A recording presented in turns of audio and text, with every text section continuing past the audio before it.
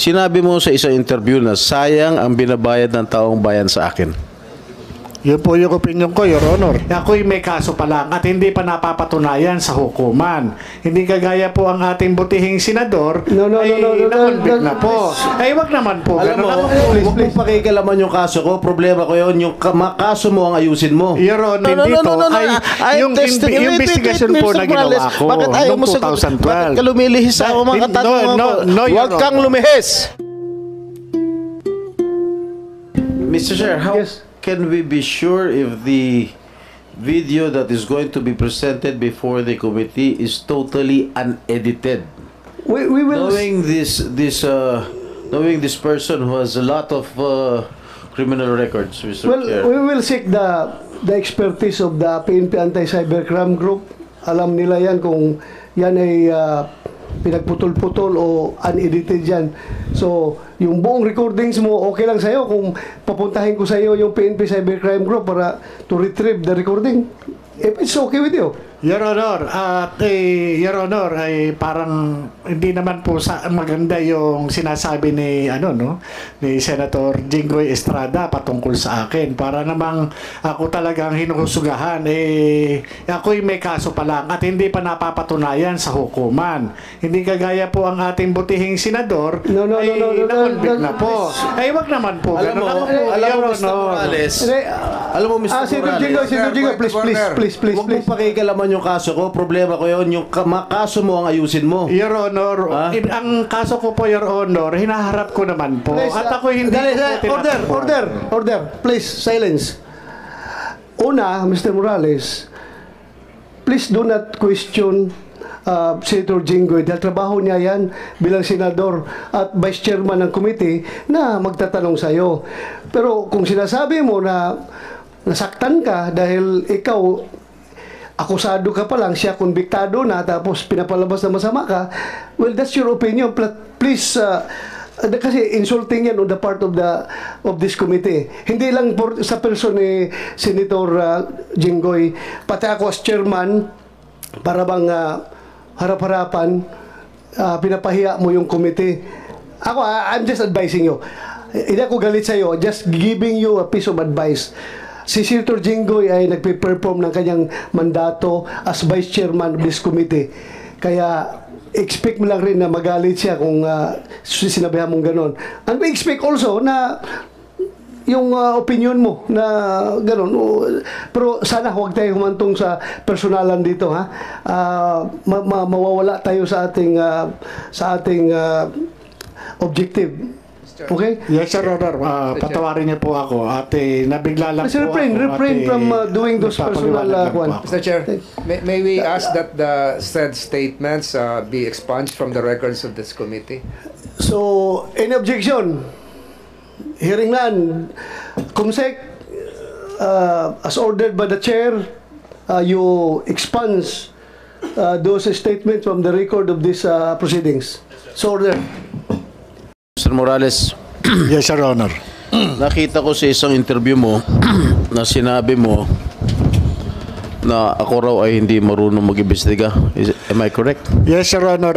Yun po opinion ko bilang investigador dahil inaasahan ko po inimbita po ako rito as resource person. Alright. At mistula ako na ituring na akusado. I will have to respect your opinion, but my track record in investigating here in all public hearings will attest to it. Okay? Now, the second question. Sinabi mo sa isang interview na sayang ang binabayad ng taong bayan sa akin. Yun po yung opinion ko, Your Honor. Dahil doon sa nakikita kong takbo ng...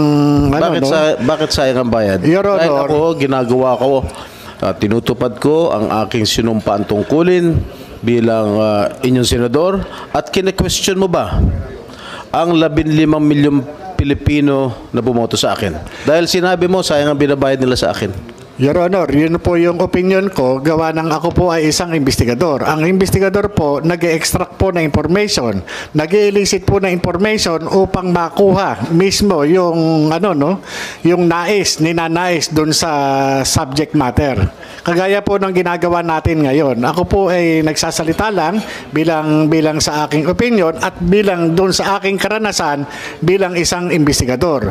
Kapag ako po ay kaharap ng isang iniimbestigahan, talagang sinisikap ko po na makuha ko yung sustansya na kinakailangan patungkol po dun sa hinahangad kong resulta.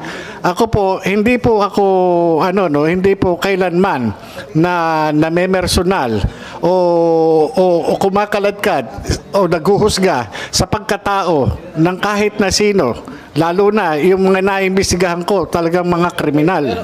Yan ang opinion mo. Ito naman opinion ko. Okay. Meron akong kopya ng desisyon ng Civil Service Commission affirming the decision of PIDEA Director General Arturo Cacdac, finding you guilty of dishonesty, grave misconduct, and conduct prejudicial to the best interest of the service. The Civil Service Commission ruled that, and I quote, "It is undeniable, based on Morales' admission, that he concealed or distorted the truth about factual circumstance of the arrest of Chua and Miao. Morales' earlier statement that the arrest was a result of a lawful arrest and later, take note, retracted the same is telltale proof of dishonesty. His action, among others, of planting evidence is likewise an act of dishonesty because it is contrary to the fact that no illegal drugs were seized nor under the possession of the accused." Ang desisyon nito ng Civil Service Commission ay kinatigan ng Korte Suprema noong January 20, 2016. Doon po sa kaso na yun, ikaw mismo ang umamin na you have planted evidence. Paano ka namin ngayon paniniwalaan sa mga sinasabi mo? Hindi nakapagtataka, gawa-gawa mo din ang mga alleged leak documents. Ano po masasabi niyo, Mr. Morales? Your Honor, hindi ko po makita yung relevance ng sinasabi niyong desisyon ng Civil Service Commission. Ang pinag-uusapan po natin dito, Your Honor, Wait. I am testing your credibility, Mr. Morales. All right? You have string of cases filed against you, and one of these that I am mentioning right now is the decision of the Civil Service Commission, which was affirmed by the Supreme Court. All right?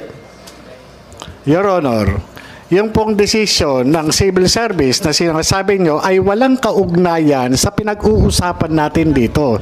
Ang pinag-uusapan po natin dito ay yung investigation po na ginawa ko noong 2012. Bakit ka lumilihis sa mga katanungan mo? Huwag kang lumihis. No, Your Honor, hindi po ako lumilihis. Sapagkat ang pinag-uusapan po natin... Is it true that you planted evidence? Yes, Mr. Yeah, I just would like to remind you that you address your questions and everything to this chairman para hindi kayo magkapersonalan. Yes, Please Your Honor. address through the chairman para hindi masyado init yung Don't usapan evade niyo. my question, Mr. Morales. Continue. Is it true that you planted evidence? But according to the Civil Service Commission decision, and it was affirmed by the Supreme Court that you planted evidence. No, Your Honor. At yung... You mean to say that you disagree? Of course, you will disagree to with the decision of the Civil Service and the affirmation of the Supreme Court. How can you disagree with the No, Your decision of the Honor, Supreme hindi Court? po yan yung istorya, Your Honor. At ito, Your Honor, yung sinasabi nyo to discredit my credibility, Your Honor. Ang pinag-uusapan dito, ang issue, Your Honor, is yung pagiging investigador ko. Hindi po ako akusado, Your Honor. Mr. Chairman. I'm not discrediting your... Wag kayo I am testing your credibility. Huwag kayo magsabay magsalita. Dapat pakinggan mo kung magsalita si Senator Jinggoy. Sa kakasunod. I am testing your credibility. Pinapangunahan mo. Sinasabi mo, I am discrediting your credibility. Kung meron man. Your Honor, sa umpisa pa lang nung nung magmula nung dumating kayo dito sa hearing, Mr. Chairman, ito na yung naging experience ko, Your Honor, Mr. Chairman, dito sa Senate investigation. Ang ipinunta ko po rito is resource person po ako para dito sa PIDEA Leaks. Dahil ang pinag-uusapan po dito ay yung paglabas ng dokumento dun sa PIDEA. At ako po, Your Honor, investigador lang po ako. Hindi ako akusado, Mr. Chairman, para i-test yung aking credibility. Nakapako lamang po ang aking kaalaman patungkol po dun sa ipinalabas ng vlogger na si Maharlika, patungkol po dito dun sa mga confidential documents, classified documents. Doon lang po ako. Ngayon, kung ang butihing senador, Your Honor, ay ang gagawin sa akin ay atakihin ang aking personalidad, wala pong kinalaman ito doon sa mga classified documents na ginawa noong 2012. Ang tanging participation ko lamang po at nalalaman ay yun lamang po nangyari ng 2012 matapos na pumunta yung confidential informant sa Intelligence and Investigation Service. Ngayon, kung ito dinadanas ko ngayon na talagang sinisira yung aking pagkatao, hindi kaya ito ay may kinalaman doon sa ngayon presidente ng Pilipinas na naroon mismo doon sa dokumento na nagkataon na ako ay nag-imbestiga noong 2012. Mr. Chair, Yes, go ahead, Senator ang Jinggoy. sinasabi nitong resource person natin na dinidiscredit ko yung kanyang credibilidad. I am just reading all his cases filed against him. Okay? Inuulit ko lang. Okay? Eh, pinapangunahan mo kaagad ako. Sinasabi mo, didiscredit ko agad yung credibilidad mo. All right now. Yung sinasabi mong nawawalan dokumento, tinanong kita last hearing, where are these documents? Sinasabi mo wala. Tinanong pa kita kung sino yung confidential informant mo, sinasabi mong hindi mo kilala. Anong klase kang resource person? Wala kang mga ebidensya. Oh, Your Honor. Ikaw ba paniniwalaan ka namin dito? Your Honor, Mr. Ganyan Chairman. ang mga sinasagot mo. Your Honor, Mr. Chairman. The classified documents na piniresenta po ng vlogger na si Maharlika na napasa kamay nitong committee na ito po yung personal ko na under oath po in-identify ko.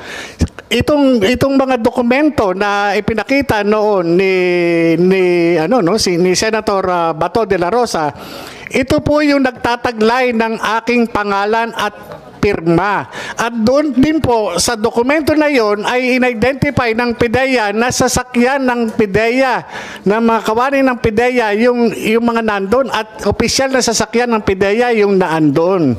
Your Honor, yung mismong dokumento nagpapatunay. Yun po ay galing ng PIDEA. Kaya nga po nagulat ako nung lumabas po yun eh. Tinanong natin ang PIDEA kung galing sa PIDEA. Ano sagot na? Meron bang PIDEA rito? General Lasso. Yes, Mr. Lasso. Tinanong I asked you during the last hearing if there is such an existing document. And what was your answer, Mr. Lasso? Your Honor, there are no such Oh, documents in PIDEA. Oh, sino nagsisinungal? Sino nagsisinungaling? Di ba ikaw? Your Honor, hindi po ako sinungaling. Eh ano ka? Nagsasabi Liar. lang po ako ng totoo. You are a congenital liar. Base po doon sa aking personal na kaalaman noong 2012 bilang isang investigador. Senator Jinggoy, if I may. Your Honor. I have already made my peace about that particular document. Sabi ko, naniniwala ako sa PIDEA na wala yan sa kanilang files dahil wala talaga yan doon. Niwala ko. Pero ako ay naniniwala na yung papel na yan ay totoo. Based on my previous explanation, andyan ng papel na yan. Ang tanong lang kung sino may hawak. Ako naniniwala ko. Based on everything that I have examined, nandyan yung papel na yan. Hindi lang alam kung sino may hawak ng papel na yan ngayon. Where is that alleged document? Where is Kasi ang nandito ngayon is photocopy? soft copy lang. Soft copy na. So that is not pinapakalat. authentic, Mr. Chair. Ha? That is not authentic. Well, if we define authenticity as to the material, yung hard copy, then maybe masabi natin hindi authentic. Pero ano bang ibang word for that authentic na makapagsabi na yung isang soft copy ay totoo, which ako mismo roll na talagang totoo yan as far as I'm concerned. Andyan yan, pero soft copy nga lang andyan. Existing document yan na hindi makita ngayon. Hindi yan gawa-gawa lang. Mr. Chair, can we administer the oath on retired General Santiago, please? Will the CONSEC administer the oath? Comsec.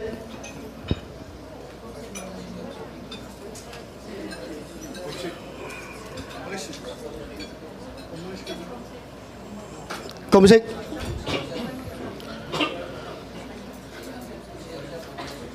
Sige lang, babago, habang hindi pa na-administer si General Santiago, ito Morales, makinig ka, Yes, Mr. Chairman. ulitin ko for the last time, Yes, Your Honor. hindi mo talaga maalala yung confidential informant mo? Your Honor, pareho po tayong pulis. At napaka-importante po sa atin yung mga information galing po sa mga informer. Itong mga informer po, kapag lumalapit sa atin, ito yung karamihan po ng mga pinagmumulan natin ng trabaho. At kapag ito... Ulitin ko yung question, ay dagdagan ko yung question. Hindi kaya ayaw mo lang sabihin yung identity dahil nga meron tayong code of conduct between handlers and the confidential informants na kahit ano mangyari, walang laglagan dahil buhay ko ang nakataya.